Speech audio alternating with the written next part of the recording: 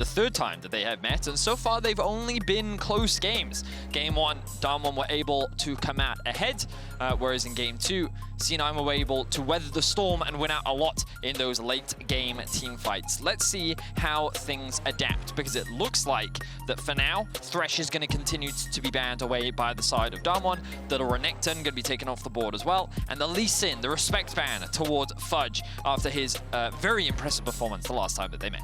Yeah, even though Fudge fell behind in the laning phase, he was able to get a couple of kills and really start snowballing on that Lee Sin in a side lane and in team fights. And now we'll see where C9 decide to go. Last time they banned out Gnar, Varus, Renekton when they won. Of course, Renekton already taken away. Maybe something like the Morgana springs to mind, one of those S-tier junglers. Instead, it will be the Nautilus. So Morgana is still available. So I think the reason why they've done that is because DAMWON have shown a very high priority on the Kai'Sa, and I think that pros seem to think that what makes Kai'Sa strong is the pairing with the Nautilus. It was a very strong combo in the past. By removing that utility, she becomes weaker, but of course that does leave up unavailable the Senna. So but Ghost on Senna is 8 games, 0 losses, 100% win rate on this champ. Of course, DAMWON have 100% win rate on a lot of their picks because they didn't lose much in the LCK, but Ghost Senna is impeccable. So we'll have to see how C9 have decided to draft around this, because they knew that they were leaving it up. They knew that that would still be an option for C9, and immediately they go for the Udyr and the Ashe. Okay, so they're going to match range with range. I think that Ashe can be a very powerful AD carry. The question is, will DAMWON do the Senna Cho that we've seen a lot? Nope, they're going to stick to standard. It's going to be the Tahm Kench, and I personally prefer that when playing into a lot of single target CC, things like the Ashe Arrow, the Udyr Stun. Tahm Kench obviously has a lot of value, and he's going to act as a very powerful front line. Right now, DAMWON just missing a little bit of engage, but they have a lot of damage and a lot of range. Rumble's ultimate, of course, incredibly long range, very low cooldown. Senna, once she gets those stacks up, is going to have an incredibly long range, and they currently have the front line with Tahm Kench. So pretty solid overall front line. And C9 now going to go for the Lulu, what we believe to be supports. Yeah. Pretty interesting to see. Coming into the tournament, the expectations were that even though enchanters have been made stronger, you kind of still need your engage to come from somewhere. And given the Udyr and, well, Volibear, Hecarim specifically, kind of fell off, and Udyr's only really the remaining one, you didn't have that many strong engage tools, so Alistar, Leona, Rel, these type of champions are all still very, very important.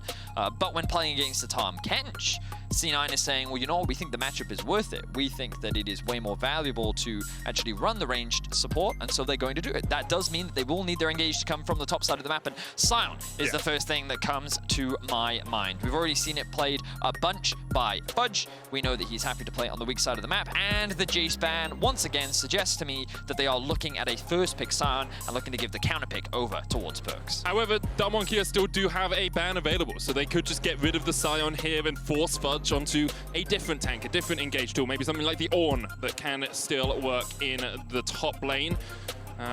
I do worry a little bit for Beryl in the bottom lane. He has been a little bit out of position a few times, and if you're ever out of position as Tahm Kench into Ashe Lulu, you are not in for a good time. You're going to be permanently slowed, permanently CC'd. It becomes very difficult for you to play the lane, and instead it's going to be Lucian here with the Nocturne band away.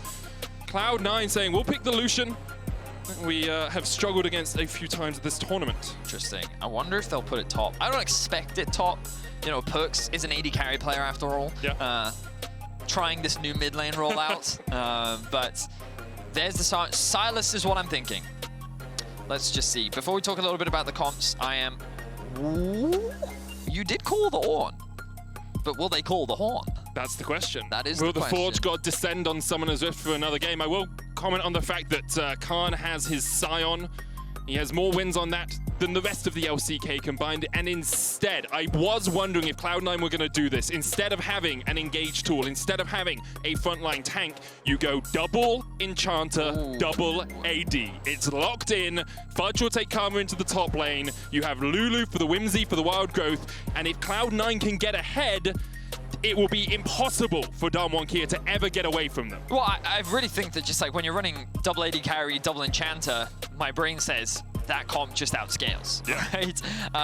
Of course, there's always the caveat of Senna when you have a strong front line and you have a Senna behind, but what I've been hearing a lot from a lot of analysts, pros out there is that with things like Lord Dominic's regards, there's a certain point where tanks just don't really mean anything to AD carries anymore. Yep. And when they're buffed up even more with enchanters, tanks just kind of melt. And so while DAMWON do have this strong front line of the Sion and the Tahm Kench, perhaps it will not be able to survive the onslaught of the double AD carries. But we'll see with the double Moonstone, that's what we used to expect. They got nerfed, of course. So what will they go for this time? Will we see Shurelya's? Yeah. Will we see Imperial Mandates, perhaps? My expectation is you'll see one Moonstone and one Shurelya's.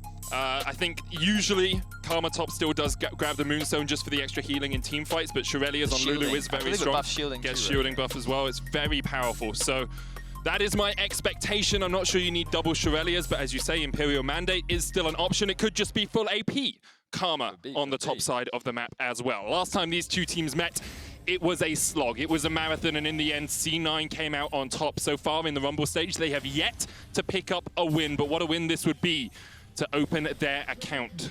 And so, before we really dive into this game, I wanted to talk a little bit about these two teams because Cloud9 have showcased that they don't actually have a very strong early game medic. It kind of goes against what we saw a lot from them during the regular season, but when we look at their wins versus their losses, you can see in their wins, they're very high kills, right? But they're not actually converting that into huge gold advantages. Yeah. Whereas in their losses, they end up falling very dramatically behind very, very quickly. And that's because I feel like that they're not the fastest team in the early game. They're not super proactive, and sometimes Blabber does make these mistakes that end up really hurting the team. I do think, though, that when playing up against DAMWON specifically, this slower playstyle actually works for them because DAMWON typically is a little bit more of a slower team. Of course, they are very controlled, they're very efficient, they're very smart, and they can be very cutthroat, I would say. But when it comes to like the early game, they're not the most proactive, they're not the most dominant, especially when running a comp like this. So, oh, hang on a second, Khan and Fudge going off for a little bit of a trade. So this is not great for Fudge. No, this is really bad for Fudge. He doesn't have like Inspire or anything for the movement speed, has to use the inner flame, that Q, just to slow up Fudge. We'll have the range advantage, obviously, in the top lane, Sion being a melee champ into the range of Karma. And Sven and Vulcan here, alongside Blabber, are able to steal away a red buff. And DAMWON will see if Canyon is able to get over his own red and what path Blabber takes, because he is going to be spotted on a ward as he comes away from these Razor Beaks. So what this does do is split the map. He's not going to be spotted on a ward. But C9, well, sorry, DAMWON should have know, full information as to what is going on here. So Canyon, will see how he adapts his pathing, but obviously the risk here for Ghost and Barrel is that the map has been split. And when you're playing Lucian mid, usually you do have priority in the lane. So that means that the bot lane Scuttle Crab should quite clearly and easily belong to C9, assuming we don't see any crazy teleports that we even saw from Cloud9 yesterday. Which means that I'm keeping my, like, what is Canyon gonna do next? Because naturally, Ghost and Barrel want the lanes pushed towards them, because that's obviously the safest thing to allow them to happen. Let's have a look. What is the pivot here from Canyon? So he's going to do a full topside clear. He's going to cross over this ward, and he's going to clear the topside. So this should give confirmation of the full split map. That's what we expect. But Blabber is actually looking to contest it. Perkz has been aggressively trading the mid lane, and that means Showmaker doesn't have much mana. Look at him. He's about 200 mana there or so. Canyon's going to smite away the big Razor Beak, but Blabber is here, and this is 3 quadrants of the jungle going over to Cloud9. They are getting Blabber ahead. They are setting him up for success in this game. Okay, so rather than actually split the map, what they're doing is just trying to give Blabber absolutely everything, and it's giving him a bit of an early edge over Canyon. The fact that, as you rightly said, he was able to get all these camps off. Canyon now paths immediately towards the bot scuttle. Sven and Vulcan have to disengage. They may even walk up to contest this. You can see Canyon and Showmaker a little hesitant. They're moving together, and Showmaker gonna drag it away. I love this. The quick adaptation to make sure that that bot lane cannot interfere. He will secure the scuttle. Still a level behind Blabber, but C9, they got the top lane Scuttle Crab. Curse averted. And their early game so far off to a pretty good start. Putting Canyon behind, putting Blabber ahead. You can see it with the CS difference. He's already in a very, very good position. And I think this is what Cloud9 want. We talked about how they're not the most proactive early game team. They haven't demonstrated at MSI that they have a really strong early game. So keeping things neutral with a slight lead to just keep farming, rely on your skilled individuals. You have pretty good matchups across the board. Like, I think that Cloud9 is very happy with how things are going for now. And you already mentioned in draft just how good their scaling is. Double AD carry, double enchanter is such a strong late game tool. And we'll see if Cloud9 are able to get to that point relatively even here with DAMWON Kia. Beryl and Ghost continuing to trade in the bottom lane. Even CS between the Tahm-Kench and the Ashe, which are the two champions you have to look for in this lane. Senna will not be farming. She went for the Spectral Sickle, so she is support Senna until she gets 3 items here. Or 2 items, 3 items, when she gets strong. I will note she hasn't gone for the Grasp of the Undying build, which we have started to see on Senna's quite a lot. Grasp of the Undying into the Frostfire Gauntlet makes you very tanky. You scale up very well with your passive anyway. Instead, it looks like Ghost will be going for the classical Kraken Slayer into something like a Rapid Fire Cannon second. Also want to note, we just followed, thanks to the observers, the Ashe E there, all the way up towards the top Gromp, seeing it respawn, but with no information on Canyon, suggests that Canyon's pathing towards top. So Blab is using this as an opportunity to look for a gank bot. Jungler on the opposite side of the map means that it should be a pretty free trade, but Sven took so much damage in the exchange that maybe they can't commit, but here comes the flank from Blabber. Ghost has used his heal, last embrace coming out, there's the stun, and Ghost is dead. Beryl next on the menu, he's gonna have to flash, but there is the bear stun. Beryl with the thick skin will not survive. Cloud9 get 2 quick kills in the bottom lane. The polymorph from Vulcan was brilliant, because in a situation like that, Beryl could potentially flash, consume, chuck out AD carry, AD carry lives, haha, single target CC, sucks to be Udyr, right? But just as he's about to save his AD carry, Vulcan's like, now you're a squirrel, and there's nothing that he can do. So just watch what Vulcan does here. So he applies the initial slow, that sets up Blabber to come from behind. Then the polymorph comes through, so he can't save his AD carry, and then Beryl, his flash, tries to come out, but then Blabber has the bear stuns up once again, and they're able to get the kills in bot. Great execution from C9, and again, they had information that Kenya was passing towards top, the counter gank wasn't going to happen, and they're able to find an advantage. So an early game lead for Cloud9. Something that they have been looking for a lot this tournament, haven't been able to find, but they've got it here against DAMWON. Blabber with that experience advantage in the jungle as well, giving him that little bit more time to get these ganks off. And, for the moment, Cloud9 with 1,000 gold lead. It was by beating DAMWON Kia that they had their resurgence in the group stage, leading to the 3-0 day. We're looking for another victory here. Later on today, they do face off against slip my mind. PSG. That's the one. Yep. Face off against PSG, another game that they will be looking at and eyeing hungrily for the win. Blabber once again working his way down towards the bottom lane. Canyon is in the vicinity, but not yet level 6. TP's coming in from Cloud9. They are investing. 4 players on the bot side. Perks coming in, has the culling available. Beryl's already dead. The culling just short as Cloud9 pick up their 3rd kill of the game. Wow, Blabber is just doing so much work in the early game. Yes, Canyon is starting to catch up on CS, but the fact that Blabber already had that level advantage, thanks to the early investment into the red buff, into the Raptors, and like doing all the clears that he did, he's been able to just stay 1 step ahead of Canyon. And yes, he's had to invest some of that time into ganking his lanes, but it's paying off. Cloud9 spotted again. They have information on where Canyon is. They're trying to keep track of him. They're trying to limit his impact on the game, whereas Blabber is just smurfing it, playing heavily towards the bot side of the map, actually getting this Lulu lane ahead and punishing the center Tahm-Kench. Just beautiful game plan coming in for Cloud9 and great execution. And like, you have to give them a lot of credit because this is the 3rd time that they played against DAMWON, and it feels like that from game to game they've progressively gotten better. They've adapted their strategy. They have continued to evolve and grow, and that is a lot of credits towards the team and the individuals stepping up along with the staff behind the players putting in that prep. The question is, can they close things out? Because this is a great start for Cloud9, but we've seen DAMWON bounce back before. They are, in my opinion, one of the best team fighting teams in the world, and they are so talented at finding those 5v5s. They are so good at playing mid-games from behind. In 4 of their 6 playoff matches in the LCK, they were behind at the 15-minute mark, and yet still they won every single one. Yesterday against PSG, they were behind, and yet still they were able to eke out the win. Beryl here has been caught out.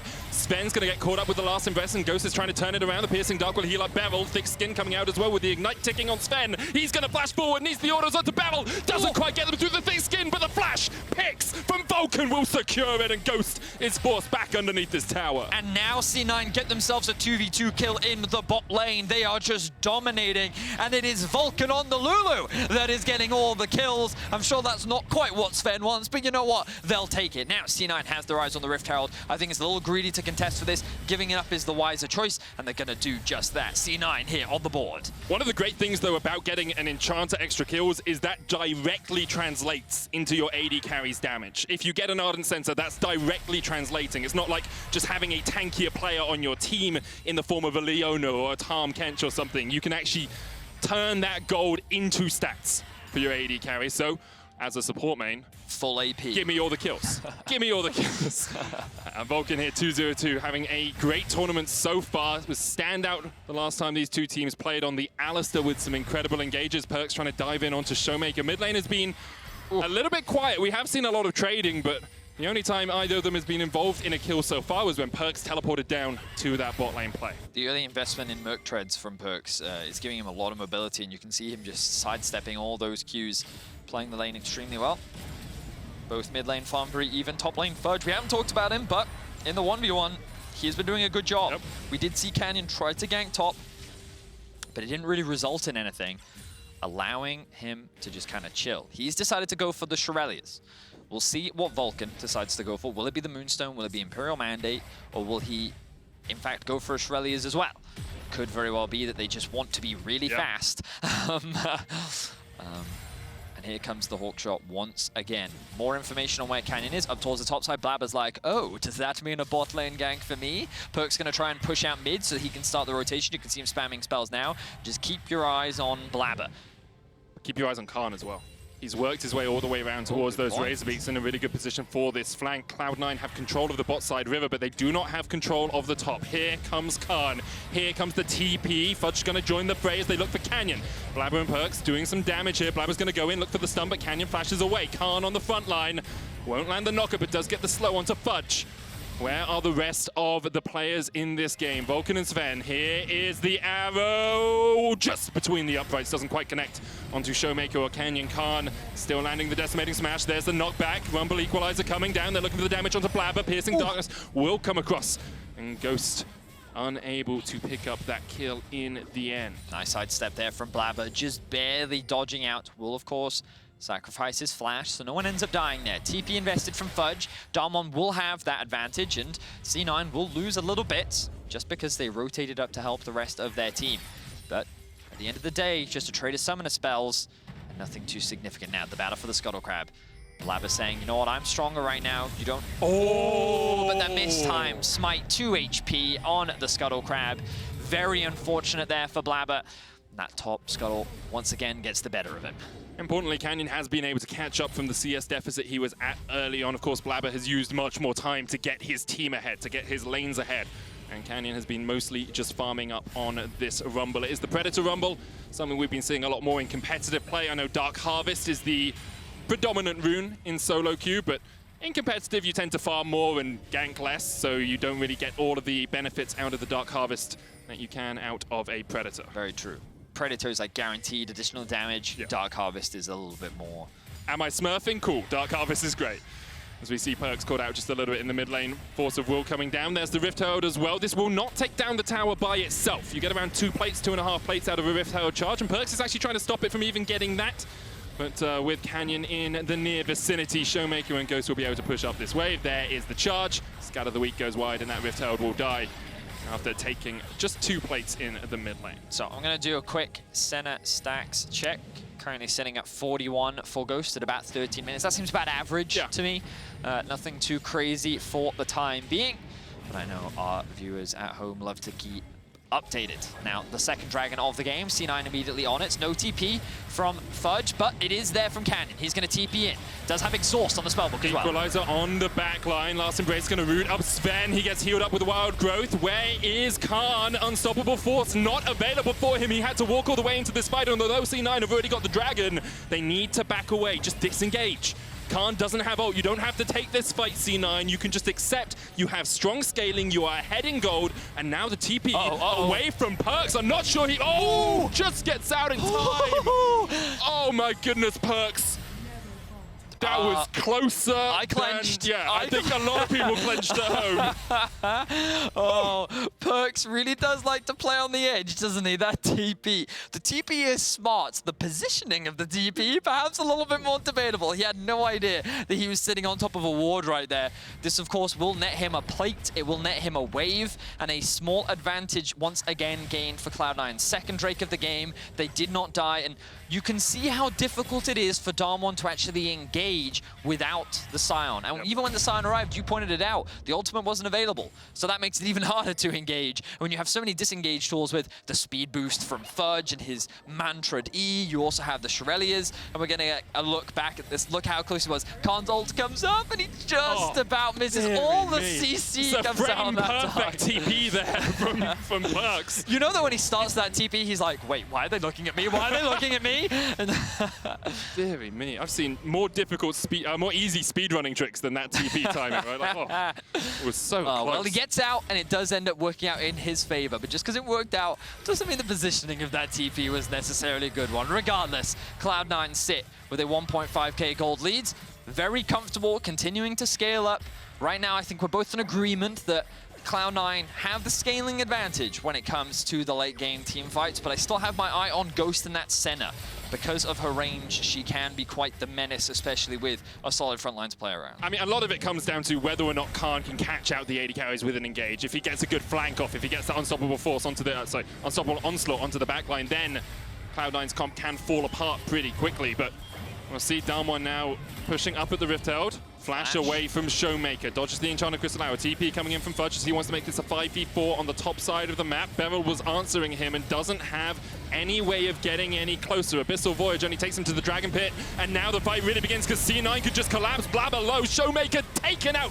But here comes Khan, and here come the rest of DAMWON Kia. Ghost stepping forward, Canyon overheated, and Sven can taste blood in the water. It's a double for Perks. Beryl finally joins the fight, spits Canyon out. Ghost trying to step forward in a 4v2. Beryl and Ghost have overstepped here. Perks gets caught out with the last embrace. Beryl and Ghost will just be able to walk away, but look at the scoreline, look at the map Vedius. Cloud9 6-1 up. They're going to take the Rift Herald. They have 2 dragons in their back pocket, and they didn't even lose their mid tower off that push. Another one team fight for Cloud9, and both kills went on to Perks. He's going to continue to siege onto the top lane, and another advantage gain. C9, I think, demonstrating beautifully the power of this composition now.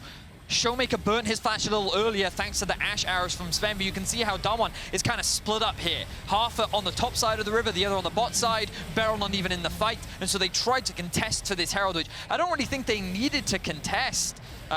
But by trying to walk into C9 without, again, that engage, you can just see how difficult it is for DK to get on top of C9, using their range, using their mobility. And the thing is, you talked about it, if Khan can catch one of the AD carries, yeah, maybe, but all the shields, all the utility, it is just ridiculous on the side of Cloud9. So I debate if they even can immediately get that one shot, just thanks to things like the wild growth, like the shielding, and with the amount of mobility that a player like Perks does have on the Lucian as well. So I'm really liking what we're seeing from Cloud9 right now.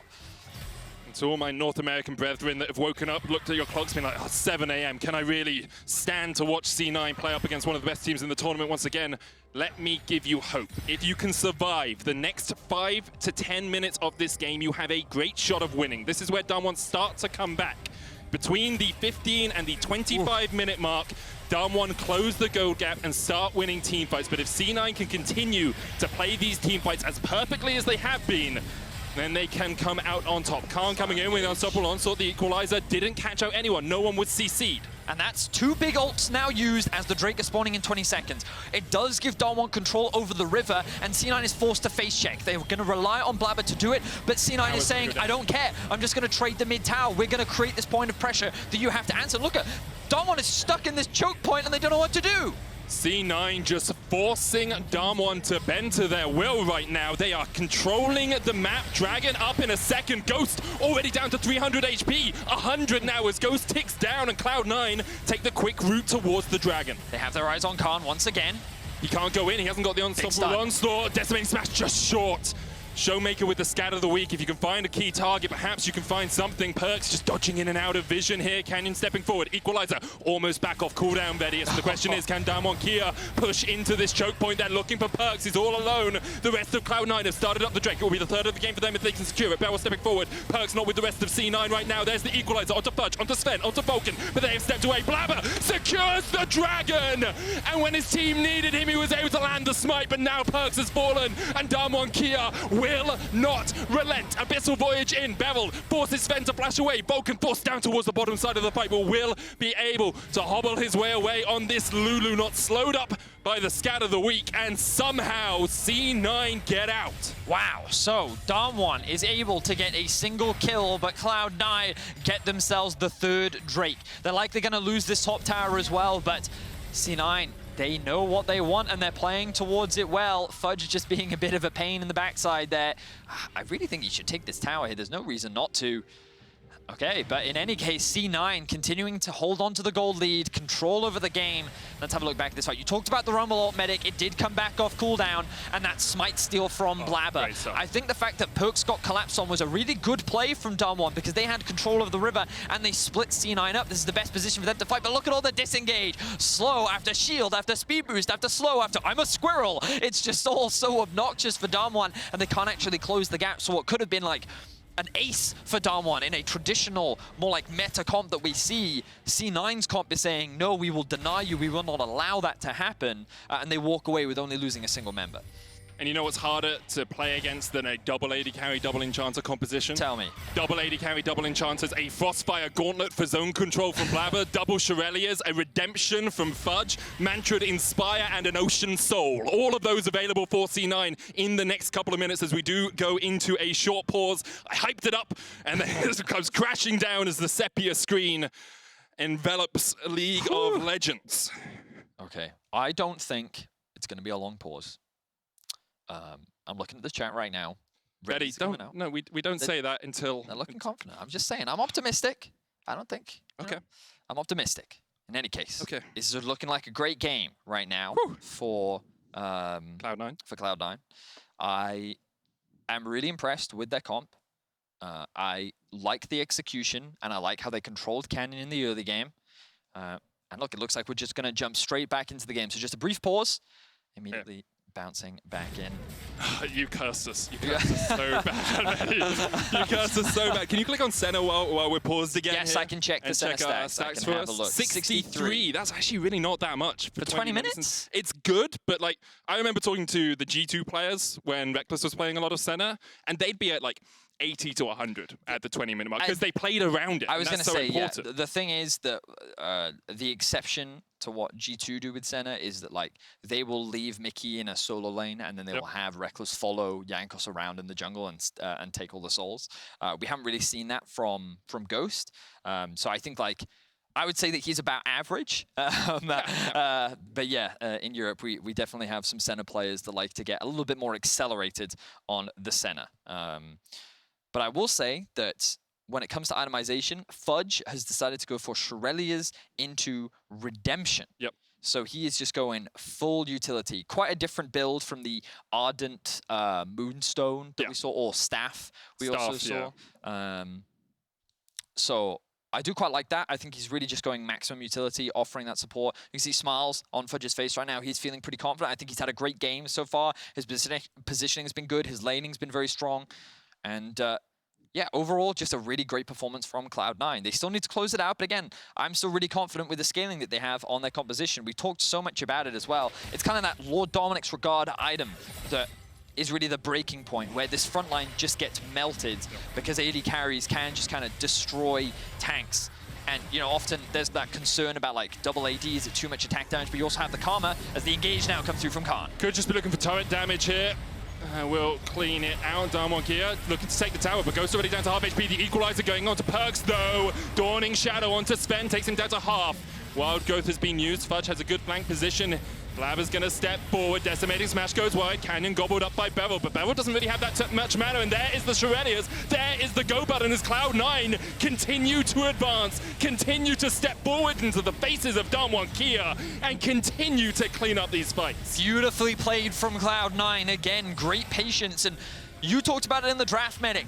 You can't escape this comp. There's just so much mobility on it, especially when you pair it with an Udyr who just has so much speed behind him. Cloud9 is able to re-engage onto DAMWON, get the kills, and now they're looking for a Baron. And with this Baron, they set themselves up so well for the rest of the game. Ghost spotted out There's 2 minutes on the Ocean Soul for Cloud9 as well. The Baron will be secured. They can reset, get second items on Perks, on Sven, and really start taking this game to DAMWON Kia. Because you can see, DAMWON started this fight. They did. They wanted to just take the mid tower. Beryl used all his mana. But you can see how difficult it is, again, to re-engage onto this team. They rely on this front line, but when the engage is gone, DAMWON saying, no, we've used all our ultimates. We don't have anything available. And the new X Effect replay just sums it up nicely. Cloud9's comp is really online now. It is difficult to deal with, and DAMWON is just slowly losing more and more control. The Ocean Soul spawns in 1:25. The question for DAMWON is really, what do you do? Because this is the engage, this is the range at which Cloud9 can push upon you. Enchanted Crystal Hour onto Blabber, forces him to flash away. Cloud9 now with control of the mid lane, with that wave pushing in. They're going to go down towards the bot side, take out that tier 1, and then their Ocean Soul is right within their grasp. Thinking about it, Beryl not running Cleanse this game is probably a bit of a mistake. It's something that we often see from any Tahm Kenches because they can't afford to get CC'd. And we're seeing how easy it is for Cloud9 to actually just start a fight whenever they want. Of course, they don't quite get the kill this time, but they get the flash out from him. Control of the river. Here's the engage. Khan with a good position. Blabber steps in front of the pain train and will fall first. DWG Kia get 1 kill. Sven gonna get healed up here. Perks has a really good flank position, but he's all on his lonesome. However, how did DWG get onto him? Assuming he can just stand back, stand at range. DWG have no engage. They have no way of stepping forward. However, they have killed off the Udyr with 20 seconds on the dragon. Big scatter of the week, but once again, you can't really chase him down. Fudge gonna flash away. Unleash power is enough to kill him off. Cloud9, in my opinion, you should just disengage. You should accept that you've lost this Ocean. Yesterday, we saw you be a little bit too greedy for plays. Remember RNG, the Baron. You went for a little bit too much. You outscale here. Just accept it. They backed away, and they will give up the 4th dragon of the game. So they're going to lose a lot of value out of this Baron. And they will end up losing the Ocean Soul. Not the end of the world, but DAMWON showing that they do still have some resilience left in them. They are still willing to fight. They can still find some good engages, and I think this one was just a small, not even positioning error, I don't think. Blabber just makes the choice. I'm going to tank this up. I don't think he needed to, but he made the choice, and the utility just isn't quite enough because all 5 members of DAMWON are hitting that single member. You can see, again, this kiting potential.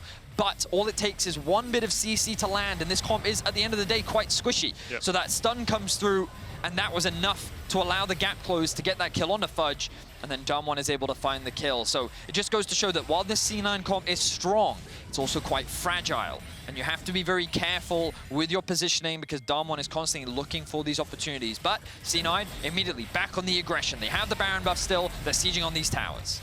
Arrow there was used by Sven onto Beryl, who tanks up the culling as well. Both those ultimates down for the moment. Baron buff has now fallen off. Cloud9, 4 members strong in this top lane as Fudge pushes in mid by himself. They have a 3,000 gold lead right now, and they are starting to get past that point of danger that I talked about earlier. Of course, DWG Kia can still win team fights as the game goes longer, but when you get towards 2 items, 3 items on these AD carries, it becomes that much easier for Cloud9 to navigate the fights. Beryl, once again, the man to step forward, doesn't have flash. Canyon does have the equalizer, and Khan has a flank here.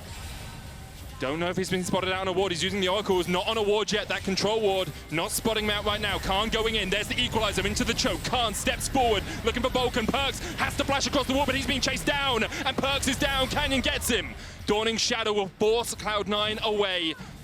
And with any objectives on the map, DWG Kia will have to settle just for the kill on Perks. And you're starting to see small mistakes coming out from C9. They overcommit towards this blue buff, and they put themselves in a choke point for the Rumble ultimate to just melt the entire team. They're going for now, chase. slow applies onto Vulcan. That's a lot of damage. Vulcan trying to flash across the wall. Can't actually teleport it behind them as well as Vulcan will fall.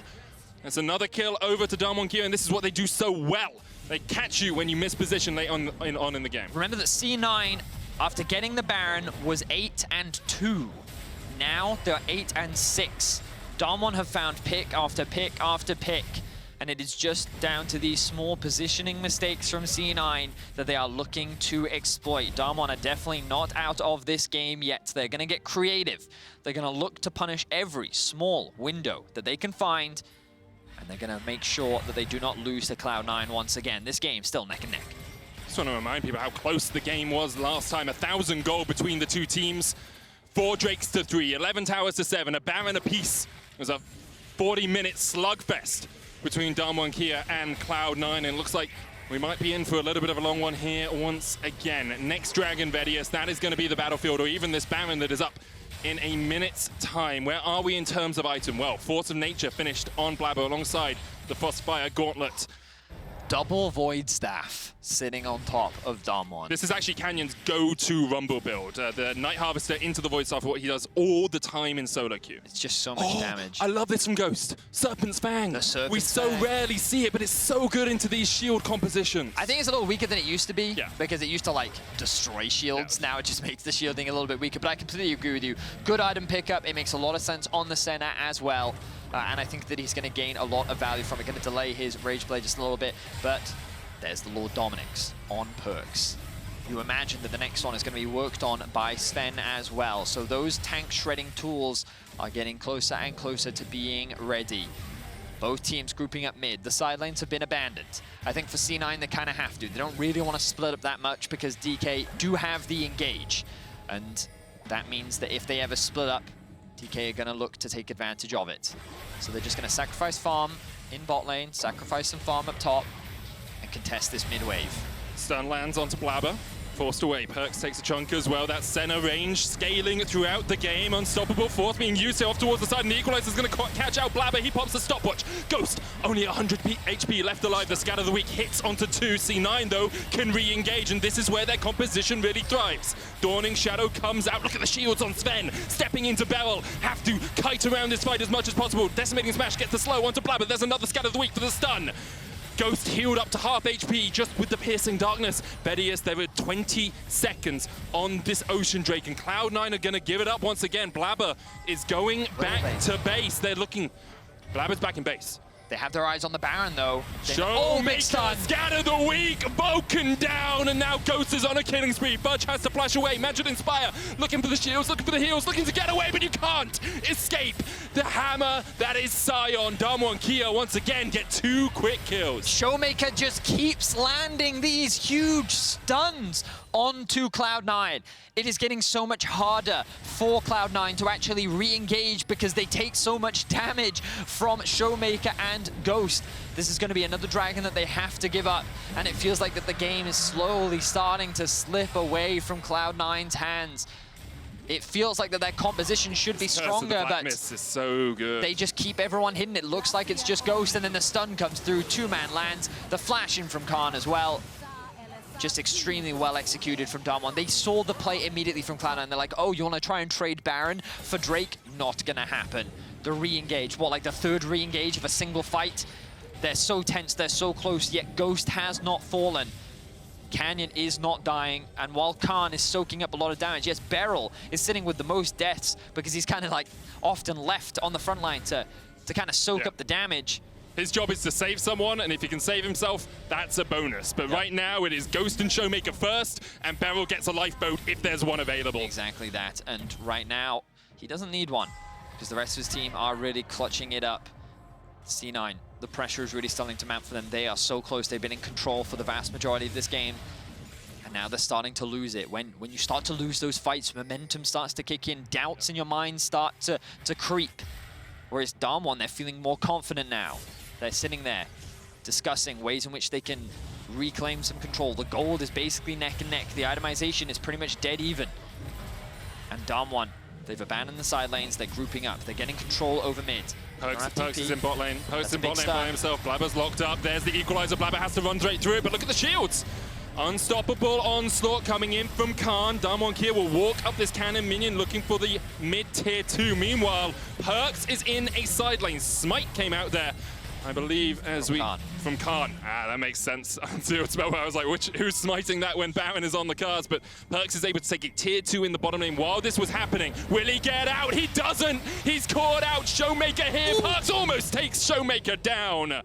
But the gobble up from Beryl is enough to keep his mid laner alive. That is 48 seconds until Perks respawns. Now, with Showmaker having TP, DAMWON could just go to Baron if they wanted to. But they're not actually going to gamble it. They're going to push out the bot wave. They're just going to push out mid. I feel like Baron makes a lot of sense here, especially with how long Perks is dead for. Canyon is hovering around it, clearing out the vision. 110 center stacks for Ghost. DWG Kia starting up the Baron. Cloud9, Blabber's bot lane. This is gone. There's no way you can steal it. Baron goes over to DWG Kia. Blabber caught the bot lanes. Cloud9 obviously had decided they would not contest.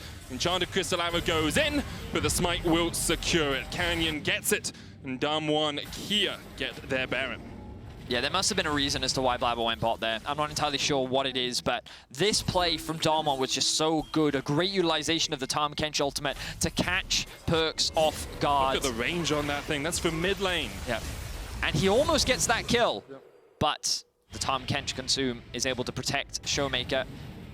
And just really clutch stuff. We talked about DAMWON, man. Like, they don't just roll over and die like that. They don't play the conventional style. They'll get creative in situations like this, and they found pick after pick. They've punished these small mistakes from C9, and now they're the ones with the Baron. They're the ones with the gold lead.